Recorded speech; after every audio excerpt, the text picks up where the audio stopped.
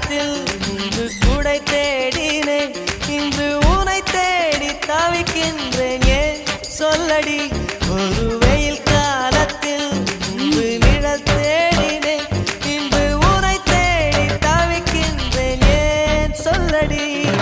பெண்ணே எந்தன் வானிலை உன்னால் மாறி போனதோ, கரைகீழாக ஏனானதோ?